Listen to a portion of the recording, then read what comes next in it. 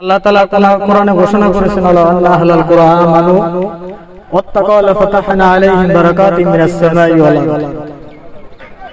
আল্লাহ বলেন কোন জনপদবাসী যদি কি করে, আমাকে ভয় করে,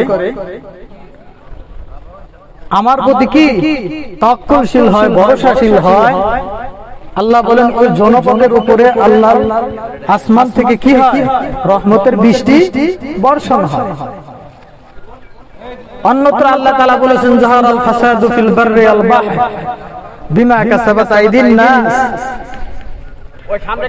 আল্লাহ তাআলা বলেন জলে স্থলে অর্থাৎ মহাবিশ্বে যে বিপর্যয় ঘটে এটা মানুষের পাপের কারণে। কিসের কারণে?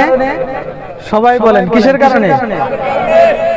আল্লাহ তাআলার কথা কি, যাহারাল ফাসাদু ফিল বাররি ওয়াল বাহরি বিমা কাসাবাত আইদিন নাস। জলে স্থলে অর্থাৎ গোটা বিশ্বে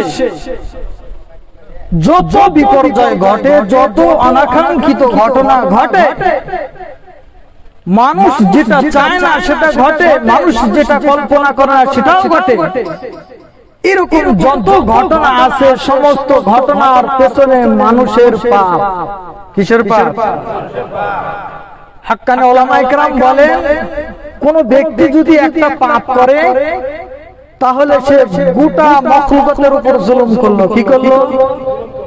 গোটা মাখলুকাতের উপর জুলুম করলো। এর কারণ কি? আপনি গুনাহ করলেন আর গোটা মাখলুকাতের উপর জুলুম করলেন। বিষয়টা কি? বিষয়টা হইতেছে মানুষ যখন গুনাহ করে বৃষ্টি না আসার কারণে শুধু কি মানুষের কষ্ট হয় না অন্যান্য মাখলুকাতেরও কষ্ট হয়?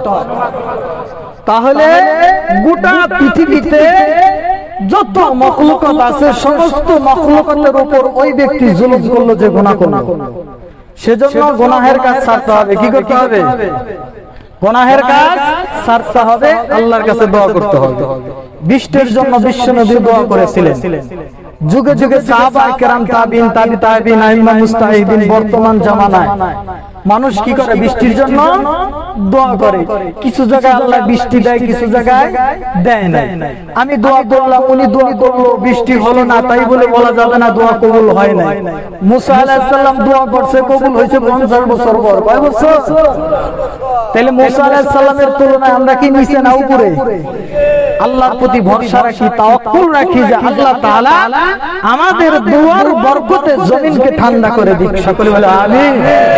হাসবুনাল্লাহু নি'মাল ওয়াকিল, নি'মাল মাওলা ওয়া নি'মান নাসির। সকলের গুনাহের জন্য আল্লাহ তাআলার কাছে তওবা করব, মাফ চাইব। আল্লাহ তাআলা যেন আমাদের অতীতের গুনাহ খাতাগুলো মাফ করে দেন। আজকের যে আয়োজন করা হয়েছে এটা আসলে আমাদের কল্যাণের জন্য, সবার কল্যাণ। কার কল্যাণ?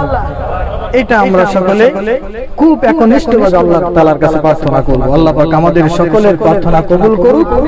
জমিনের রহমতের বৃষ্টি দ্বারা বর্ষিত করে জমিনের সমস্ত মাখলুকাতের কলিজা আল্লাহ ঠান্ডা করে দিক। সকলে বলে